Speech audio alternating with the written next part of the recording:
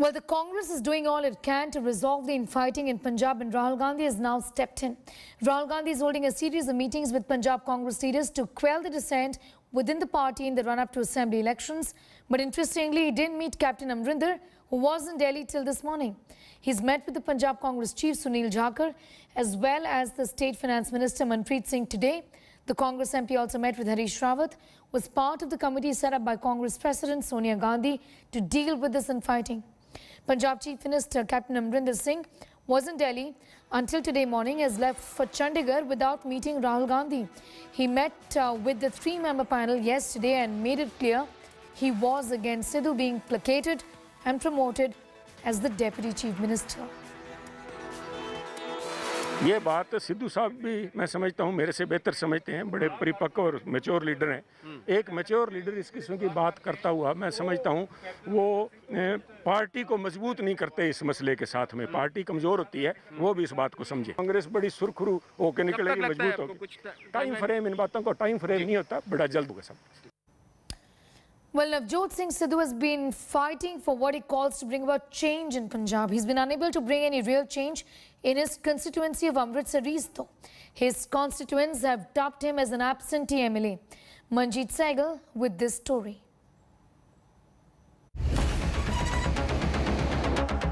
A full-blown poster war.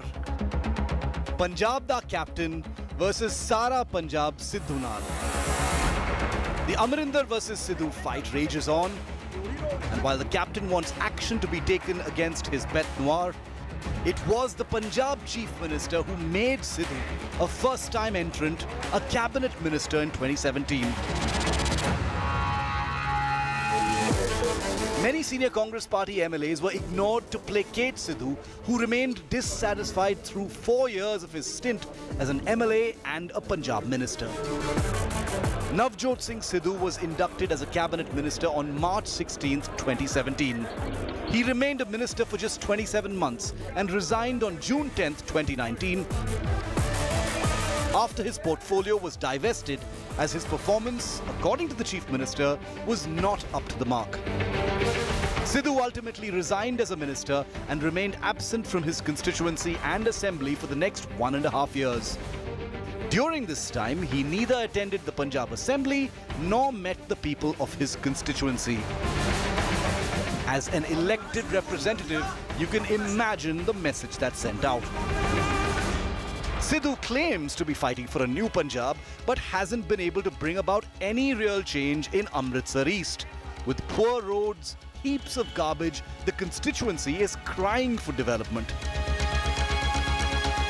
Vote किन्नू पाई सी 4.5 साल पहले सिद्धू नाल ते उन्होंने काम किया नहीं भाजी कुछ नहीं किया लॉकडाउन में भी कोई सहायता नहीं की ਤੇ ਇਹਨਾਂ ਨੂੰ ਤੇ ਕਾਫੀ ਟਾਈਮ ਹੋ ਗਿਆ ਦੇਖਿਆ ਨੂੰ ਬਸ ਇਹ ਉਦੋਂ ਹੀ ਆਉਂਦੇ ਆ ਵੋਟਾਂ ਦੇ ਟਾਈਮ ਪਰ ਵੋਟਾਂ ਦੇ ਟਾਈਮ ਵੀ ਇਹਨਾਂ ਦਾ ਕੋਈ ਨਹੀਂ ਆਂਦਾ ਇਹਨਾਂ ਦੇ ਛੋਟੇ ਮੋਟੇ ਜਿਹੜੇ ਹੁੰਦੇ ਨਾਲ ਖੜੇ ਹੋਣ ਵਾਲੇ ਉਹੀ ਬਸ ਲਿਖਦੇ ਆ ਦੇਖੋ ਜੀ ਵਿਕਾਸ ਦੀ ਗੱਲ ਤੇ ਦੂਰ ਰਹਿ ਗਈ ਆ ਸਿੱਧੂ ਸਾਹਿਬ ਤੇ ਆਪਣੇ ਇਲਾਕੇ 'ਚ ਇੱਕ ਵਾਰੀ ਪੈਰ ਤੱਕ ਨਹੀਂ ਪਾਇਆ ਉਹਨਾਂ ਨੇ From a sports star, Sidhu became a missing poster boy. Not only as a Congress MLA, but Sidhu was also targeted when he was a parliamentarian. His opponents even announced a reward. The missing posters also emerged in Rasulpur Kalar area, where 59 people died after a train ran into a crowd of Dussehra revelers on October the 19th, 2018. Sidhu had promised to adopt the families who had lost their breadwinners. The state government had, however, provided jobs to only 34 of the 59 affected families. The opposition also targeted Navjot Singh Sidhu for being absent from his constituency during the pandemic. The other charge against Sidhu is that he's simply power hungry. Chief Minister Amrinder Singh has gone on record to say that Sidhu wanted a deputy chief minister's post with a home portfolio. Sidhu also allegedly has been eyeing the Punjab Congress Committee chief's post. Posters in Patiala speak volumes about his political ambitions. Despite the anti-incumbency against the Congress, the over-ambitious Navjot Singh Sidhu has added to the woes of his own government and party. His personal differences with the chief minister have cost his constituents, who are now feeling very ignored. With Manjeet Sehgal, Bureau Report, India Today. Well, a day after UP Chief Minister ordered imposing NSA against people involved in the alleged religious conversion racket, India today has accessed a video of one of the arrested accused in the case called Muhammad Omar Gautam. In this old video, he can be heard saying that legal documentation related to conversion has been completed for more than 1,000 people. He adds that every month around 15 people were converted at the IDC or the Islamic Dawa Center, their office in Delhi's Jamia Nagar. On Monday, UPATS had arrested Omar Gautam and his associate Mufti Qazi Jahangir Kazmi, and the two are now in police custody. The role of Women and Child Development Ministry employee Irfan Sheikh has also come to fore. He is likely to be questioned soon. Meanwhile, sources say that IDC also has links with Qatar-based Salafi preacher Dr. Bilal Phillips, who is an associate of Zakir Naik. IDC is suspected to have received foreign funds from NGOs based in the US, Qatar, Kuwait. Apart from IDC, over 60 Dawa institutions across the country are now under the watch of intelligence agencies. अल्हम्दुलिल्लाह इस centre में 1000 से ज़्यादा लोगों के legal documentation की formalities पूरी की गई हैं। हमारे यहाँ इस्लामिक दावा सेंटर में पोलैंड से, पुर्तगाल से, जर्मनी से, सिंगापुर से, अमेरिका से, इंग्लैंड से, कितने ममालिक से लोग आकर के उन्होंने वहाँ से अपना लीगल असिस्टेंस भी लिया। उनकी मैरिजेस के भी मामलात हुए, कोर्ट मैरिज के भी मामलात हुए, और अल्हम्दुलिल्लाह ये एक सिलसिला चल रहा है कि ये काम हम सब का मिला जुला काम है। जैसा कि हज़रत मौलाना ने फरमाया, ये तमाम उम्मत मुस्लिमा का ये यूनैनिमस यूनाइटेड एफर्ट है जिसको सबको मिलकर करना है। इस धंधे के जो धर्म परिवर्तन का काम है उसके न संविधान इजाज़त देता है, न सरकार इजाज़त दे सकता है और न समाज इजाज़त देगा। इसलिए जो है वो संविधान, समाज और सरकार दोनों इस ज़बरदस्ती धर्म परिवर्तन के धंधे के ख़िलाफ़ है, और जो भी इसमें शामिल है, जहाँ से भी सुपारी लेकर के ये काम हो रहा है, वो बचेंगे नहीं। ये बात समझ लेना चाहिए। अंधेरे में रखकर गुमराह करके धर्म परिवर्तन जायज़ नहीं है। कानून साफ है, और अगर किसी ने ऐसा किया तो उसके खिलाफ कानून के अनुसार कठोरतम कार्रवाई होनी चाहिए। और कठोरतम कार्रवाई तो उत्तर प्रदेश सरकार के खिलाफ भी होना चाहिए, जो बैठ के सोती रही, कानून का उल्लंघन होते रहा, धर्मांतरण होता रहा। उन पर तो NSA लगे, पर जो मौजूदा सरकार है उत्तर प्रदेश की, ये अपने लिए क्या सजा की तजवीज़ करती ये भी बता दे नैतिकता के आधार पे। दोषी तो ये भी हैं। It's a sensational twist in the UP forced conversion racket that we are in fact reporting on. The police suspects that there could be a bigger racket operating across different states, including in the northeastern part of India. UP Chief Minister Yogi Adityanath has ordered imposing NSA and Gangster Act against the two clerics arrested by the State Anti-Terrorism Squad in the case from Delhi's Jamia Nagar on Monday. Investigations reveal a bigger organized conversion racket where more women were being converted to Islam by force, fear or money. Take a look. हम अपने बच्चे की वापसी किसी भी तरीके से हो जाए। A helpless mother's appeal. Sir बेटे का पता नहीं हमें कहाँ है। आज सुबह गया है वो, पहले तो 20-21 दिन में तो परसों आया था रात को। A desperate father narrates his ordeal. UP conversion racket has not only unearthed a possible larger conspiracy, but also brought the prolonged struggle of victims' parents to the fore. Commissioner के पास गए, कमिश्नर ने ये कहा जी। 22-year-old Manu Yadav, now named as Abdul Manan, was studying in Noida Deaf Society. His parents allege that he was lured for conversion for a job in 2017. Since then, the parents have been juggling between offices just to find out who brainwashed their deaf child. हम हर जगह गए, गुड़गांव वहाँ police के पास गए, DC के पास गए, commissioner के पास गए। Abdul is not the only one. There are several others. बहुत लोग हैं, लिस्ट है मेरे पास, 10 बंदों की लिस्ट है मेरे पास जिन्हें कन्वर्ट हुए, और उससे पहले कन्वर्ट हुए। कुछ एक को जानता हूँ, नंबर जानता हूँ। The plight of the kin of victims came to light after UP anti-terror squad arrested two accused, Muhammad Omar Gautam and his associate Mufti Qazi Jahangir Kazmi from Delhi's Jamia Nagar area on Monday for allegedly converting poor individuals and children with speech and hearing disabilities to Islam. The two accused have been sent to judicial custody till 3rd of July. हम लोग उन दो व्यक्तियों की police custody remand के लिए हमने apply कर दिया है। इसकी विवेचना चूँकि बहुत वृहद है और कई प्रदेशों में फैली हुई है, तो हमारी पुलिस अन्य प्रदेशों के पुलिस के साथ भी संपर्क में है, अन्य एजेंसियों के साथ भी संपर्क में है। UP Chief Minister Yogi Adityanath has ordered to impose NSA and Gangster Act against the two arrested. He also ordered to seize the properties of the accused in the case.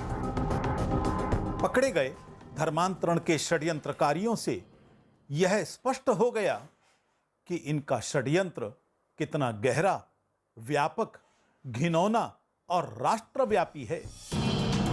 The politics is raging over the case as opposition claims it is nothing but a tactic of the government to hide its failures. अगर उसके पीछे कोई घटनाएं घट रही हैं तो कहीं न कहीं सरकार के कुछ लोग उसमें शामिल हैं। उत्तर प्रदेश के लोगों का ध्यान भटकाने के लिए इसकी जांच होनी चाहिए। जांच में जो तथ्य हैं पूरी तरह से जनता के सामने आने चाहिए। This deep-rooted conspiracy of mass conversion of especially able people is not only limited to locals or NGOs only.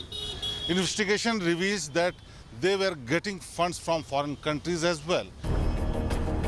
With Shivendra Srivastava in Lucknow, Bureau Report, India Today. And it's a big win for India against fraudsters. 40% of money defrauded by fugitive Vijay Mallya, Nirav Modi and Mehul Choksi have been returned to the banks and the government by the ED. The agency has transferred attached assets to public sector banks who suffered losses due to the fraud committed by these fraudsters. The total amount defrauded by Vijay Mallya, Nirav Modi and Mehul Choksi is to the tune of more than 22,000 crores, out of which properties worth 18,000 crores have been attached by the ED already. From the attached properties, the Financial Probe Agency has transferred assets worth 9,371 crore to banks and central government. Finance Minister Nirmala Sitharaman lauded the move and said that fugitive and economic offenders will be actively persuaded and their dues will be recovered.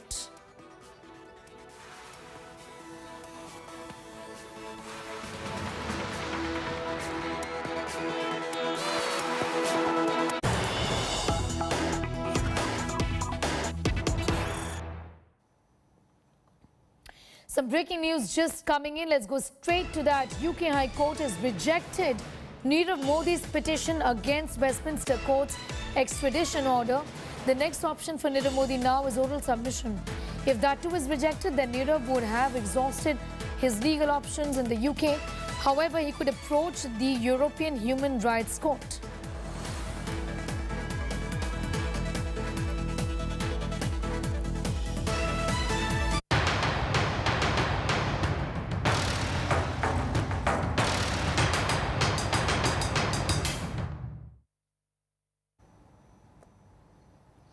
Well, there was a new twist to the fugitive Mehul Choksi's abduction saga as well, after his girlfriend Barbara Jarabika's claim that Choksi wasn't abducted.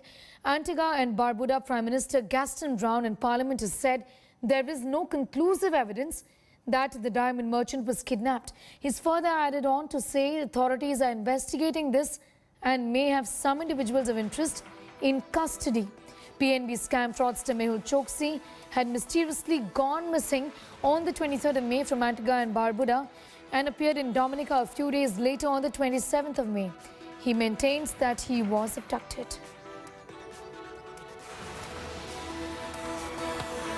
Mr. Speaker, I'm not aware of evidence, but there is information in the public domain that Mehul Choksi was abducted. And I'm aware that law enforcement here would have done some research and perhaps may have some individuals of interest. But insofar as evidence is concerned, I am not aware that there is any such conclusive evidence. The Antigua Prime Minister was faced with a barrage of questions from the opposition benches in the Parliament on Tuesday, and his response is that there is no evidence as of now with regards to abduction of Mehul Choksi, but he also admitted to the fact that investigations continue to be underway and there are persons of interest who have been apprehended and are being questioned. So we'll have to wait and see whether if once the investigations are over, there is some conclusion to the people who've been apprehended, their involvement in the alleged case of abduction of Mehul Choksi. Also, with regards to the illegal movement of a vessel that was allegedly involved in abduction of Mehul Choksi, the Prime Minister said that there could not have been any illegal entry into the Antican space of waters, that there could have been an inspection, but they're looking into that matter as well. And that the borders between Caribbean nations are quite porous because their water areas and are not absolutely patrolled the manner in which it can be to avoid any illegal movement. It's time